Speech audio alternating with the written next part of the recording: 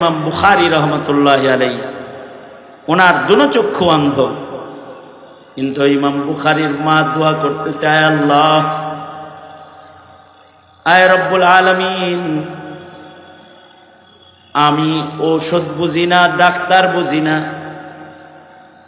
আমার এতিম সন্তান মুহাম্মদের চোখ নাই, আয় রব্বুল আলামিন, আপনি আপনার কুদরত দিয়ে আমার সন্তান মুহাম্মদের চোখকে ভালো করে দেন।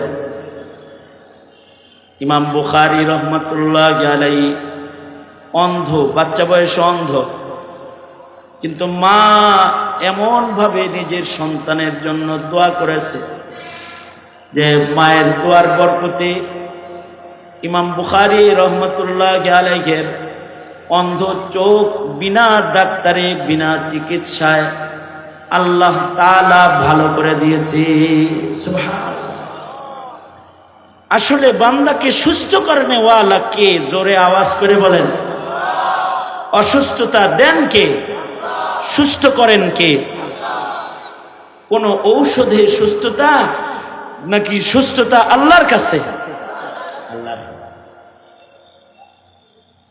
পূর্বের যুগের শামসুদ্দিন যাহাবী রহমতুল্লাহ আলাইহি এক মুহাদ্দিসের কথা বলেছেন আসমাউর রিজালের কিতাবে। শামসুদ্দিন যাহাবী উনি এক মুহাদ্দিসের কথা বলেন। মুহাদ্দিসের নাম হলো আল্লামা ইয়াকুব রহমতুল্লাহ আলাইহি। হাফিজুল হাদিস ছিলেন, অসংখ্য অগণিত হাদিস ওনার মুখস্থ ছিল। তো উনি হাদিস লিখতেন। আমাদের মুরব্বীরা আমাদের উপরে ইহসান করেছেন যে তারা তাদের সিনার ইলমকে কাগজে লিখে গেছেন। যদি তারা তাদের সিনার ইলমকে কাগজে লিখে না যেতেন তাহলে আমরা হাদিসও পাইতাম না, কোরআনও পাইতাম না। আমাদের মুরব্বীরা শুধু কোরআন লেখেন নাই, হাদিসও লিখেছেন।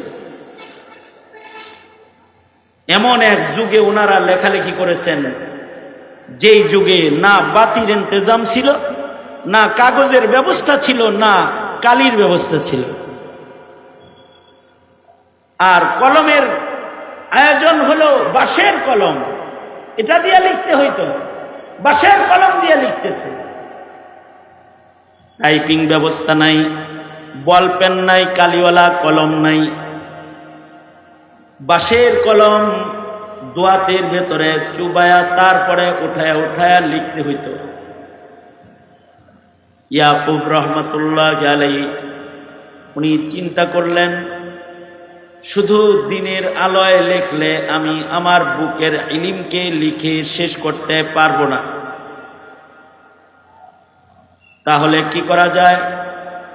রাতের বেলায়ও লিখি, তাহলে দিনে রাত্রে লিখলে পরে কিতাবটা বড় হবে।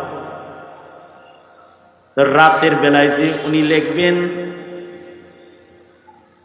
দারিদ্রতা এত যে বাতি জ্বালানোর মতো তেল নাই, বাতি জ্বালানোর তেল নাই, যা জ্বালিয়ে তিনি হাদিস লিখবেন বাতি নাই।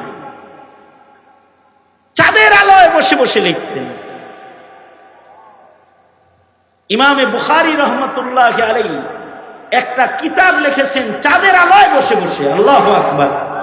কারণ ইমাম বুখারীর চোখ তো মায়ের দোয়ার চোখ, এটা দিনে যেমন দেখতো রাত্রে ওই রকমই দেখত।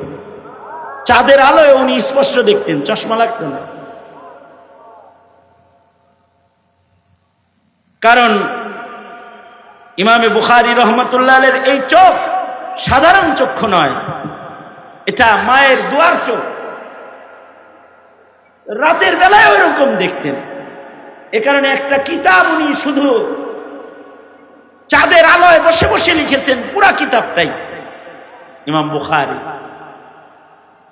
এই মুহাদ্দিস ইয়াকুব রহমতুল্লাহ আলাইহি চাঁদের আলোয় লিখতেন। কারণ বাতি নাই, বাতি রোশনি জ্বালাইবার মতো তেলের টাকা ওনাদের নাই, দারিদ্রতা এত বেশি। শামসুদ্দিন যাহাবী রহমতুল্লাহ আলাইহি লেখেন, রাতের বেলায় তিনি যখন লিখছেন চাঁদের আলোয় স্পষ্ট দেখা যায় না, চোখের উপরে ওনার চাপ পড়ে যায়, খুব কষ্ট করে চোখে তাকায়া দেখে দেখে কাগজে লেখেন। চোখের উপরে যখন খুব বেশি প্রেসার দিয়ে লিখতেছেন, এক পর্যায়ে এই লেখালেখি করার সময় আল্লামা ইয়াকুব, হাফেজ ইয়াকুব রহমাতুল্লাহ আলাইহি চোখে অতিরিক্ত প্রেসার পড়ার কারণে হঠাৎ করে চোখ থেকে পানি বের হয়ে যায়, চোখ ফেটে পানি বের হয়ে যায় এবং লেখালেখি করা অবস্থায় ওনার দুইটা চক্ষু পানি বের হয়ে অন্ধ হয়ে যায়। অতিরিক্ত প্রেসার দিয়ে লেখার কারণে চোখের রোশনি চলে যায়। কিন্তু চোখ তো রোশনি হারায় গেছে, চোখের আলো তো চলে গেছে। কিন্তু ইয়াকুব রহমতুল্লাহ আলাইহি শামসুদ্দিন জাহাবি বলেন, তিনি চোখের রোশনি চলে গেলেও নিরাশ হন নাই। তিনি আল্লাহর কাছে হাত তুলে বললেন, আয় আল্লাহ, আপনার নবীর হাদিস লেখার স্বার্থে আপনি আমার অন্ধ চক্ষুটা যদি ভালো না করেন, উম্মতের কাছে নবীর হাদিস আমি পৌঁছাইতে পারব। ইয়াকুব রহমতুল্লাহ আলাইহি দোয়া শুরু করলেন, আয় রব্বুল আলামিন, আপনি যদি আমার চোখকে ভালো না করেন তাহলে আমি আপনার হাবিবের হাদিস, আপনার হাবিবের উম্মতের কাছে আমি পৌঁছাইতে অক্ষম। আয় আল্লাহ, মেহেরবানি করে আপনার বন্ধুর হাদিস, আপনার বন্ধুর উম্মতের কাছে পৌঁছানোর স্বার্থে আপনি আমার অন্ধ চক্ষুকে ভালো করে দেন। শামসুদ্দিন জাহাবি বলেন, একটা ক্যাপসুল লাগে নাই, একটা ট্যাবলেট লাগে নাই, যখনই দোয়া করছে, দোয়ায় এত পাওয়ার, আল্লাহর সাথে দোয়ার মাধ্যমে মুহাদ্দিসের এত খাতির, যখনই দোয়া করেছে সাথে সাথে দোয়ার মাধ্যমে অন্ধ চোখ আবার ভালো হয়ে গেছে। মৃত্যু পর্যন্ত রাতের বেলায় ওনার চলতেও কখনো আর টর্চ বাতির দরকার হইত না। এইরকম চোখ আল্লাহ দোয়ার বরকতে দান করেছে। সেম ইমাম বুখারী রহমতুল্লাহ আলাইহি, ওনাকেও আল্লাহ তাআলা মায়ের দোয়ায় আজব চক্ষু দান করেছে। মা দোয়া করলে মহান আল্লাহ ফেরত দেন না। আমাদের চ্যানেলটিকে সাবস্ক্রাইব করুন, লাইক, কমেন্ট, শেয়ার করে পাশে থাকুন।